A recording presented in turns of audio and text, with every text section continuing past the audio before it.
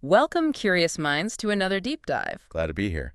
Today, we're taking a bit of a shortcut, really getting straight to the heart of a role that's, well, absolutely foundational in our data-driven world, Hmm.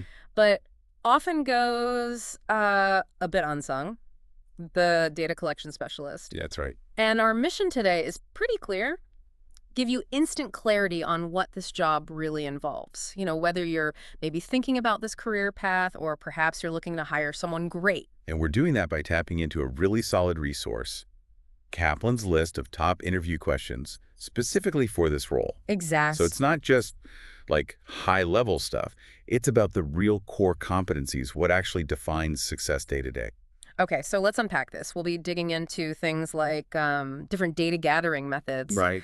that super crucial, almost obsessive attention to detail, Oh, yeah. and the technical skills you absolutely need. It's definitely more involved than just gathering numbers, wouldn't you say? Absolutely. Way more. Think of it like uh, laying the groundwork for every single insight that comes later. Good analogy. So yeah, we'll look at how these specialists make sure the data quality is top-notch, how they deal with those inevitable hiccups like missing data Always happen. or inconsistent stuff, and, really importantly, how they handle sensitive information carefully, Critical these days. and then how they actually analyze and interpret what they found using different tools, and, maybe most importantly, how they keep up in a field that changes so fast. Right. So consider this your quick guide to getting instantly up to speed on the role's unique demands. Everything from like designing strategies to really mastering data validation and security protocols. Exactly. So let's kick off with something Kaplan points to as fundamental experience. What kind of experience really makes a top-tier data collection specialist stand out? It's not just about years on the job, is it? No, not really. What often surprises people is it's less about a specific number, like 5 years experience, and more about the breadth and depth of their hands-on work. Okay, breadth and depth. Tell me more. So we're talking about someone who hasn't just, collected data using a script someone else wrote, Right. but someone who's actually been involved in designing the collection strategy itself, thinking through the survey questions, the flow, the best way to ask things. So the why behind it. Precisely. Yeah. And they've run actual surveys, conducted interviews, dealt with real people in real situations, and crucially, they've also got hands-on time analyzing that data with various software tools. Got it. So it's not just pushing buttons on a survey app, it's understanding that whole life cycle of the data. Exactly. From the very beginning of the planning right through to cleaning it up, validating it, that holistic view is key. Which brings us neatly to quality. You mentioned it before, it's the bedrock. Absolutely fundamental. So how do these specialists really ensure the quality and accuracy of the data they gather? This is where their methodical side really comes out. Kaplan highlights this multi-layered approach. Okay. It actually starts way before any data is collected. It begins with designing survey questions that are crystal clear, unambiguous. You want to minimize any chance someone misunderstands. That sounds harder than it looks. It is. It's kind of an art and a science. Then they do thorough pre-testing, piloting those questions to iron out any wrinkles before the main event. Makes sense. Test runs. Yep. Yeah. And then during and after collection, it's all about continuous, rigorous checks, using different data validation techniques, different software tools to spot problems. Okay, validation techniques. Can you give us a quick example? What's a common one? Sure. A simple one is range checks, making sure numbers fall within an expected range. Age can't be 200. Right. Or consistency checks, looking for contradictions. Like someone says they're 25 but have 30 years of work experience. That flags an issue. Got it. Simple but effective. But what about when, despite all that care, the data just isn't perfect? It's messy, bits are missing. Happens all the time. How do they handle that? Must be a real headache. It definitely is, and this is where their problem solving really kicks in. They follow established protocols. Okay, protocols like what?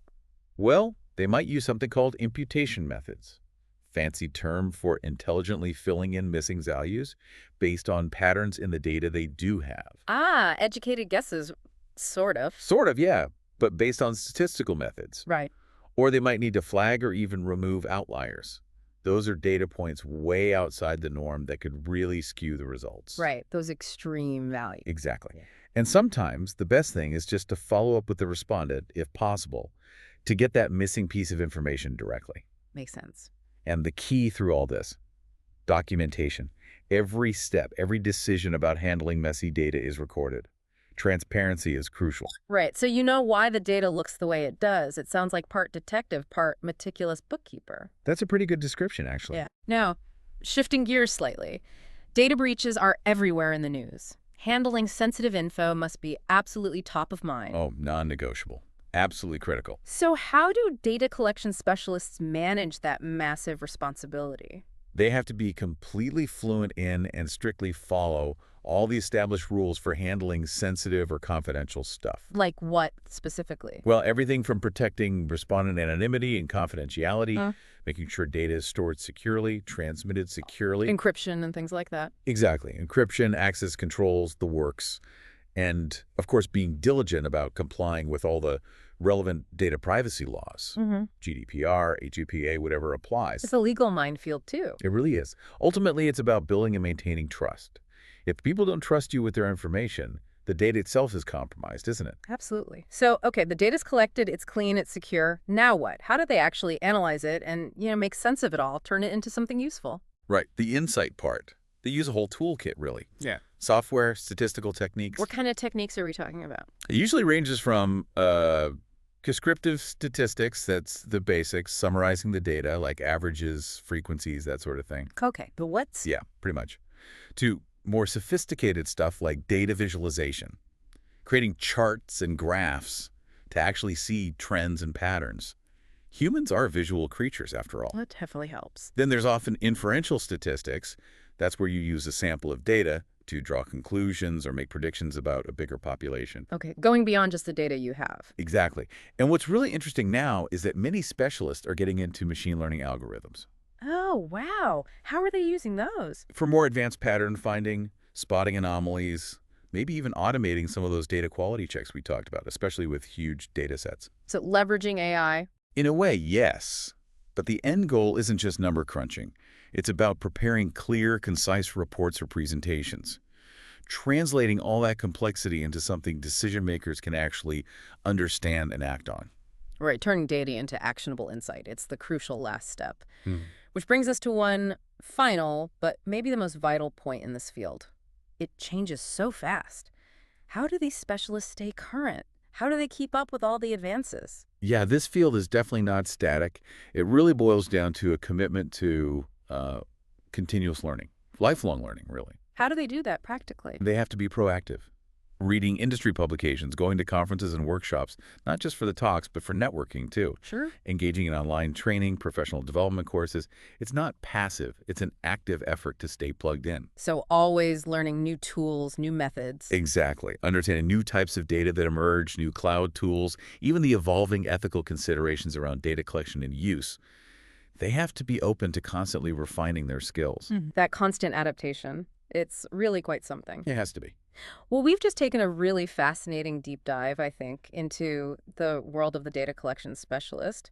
We used those insights from Kaplan's interview questions to really shine a light on what makes this role tick. Yeah. Hopefully you listening have a much clearer picture now. You should have a really solid understanding of how these specialists ensure data quality and accuracy, from writing clear questions And testing them thoroughly. to using those sophisticated validation techniques. Mm-hmm. And we also dug into how they handle the tough stuff, like missing or inconsistent data, using proper protocols. And their incredibly important, diligent approach to sensitive and confidential information. Can't stress that enough. Absolutely. Plus, their skill in analysis, using everything from basic stats to potentially machine learning now. And wrapping it all up, that vital need for continuous learning to stay sharp in this evolving field. It really is the hallmark of a great specialist. So, thinking about the bigger picture here, as the sheer amount and, frankly, the complexity of information just keeps exploding everywhere. It's exponential. It really is. This deep dive kind of raises a big question for me. How are these core skills of a data collection specialist, accuracy, integrity, adaptability, how are they going to become even more central, maybe in fields we don't even typically associate with data collection today?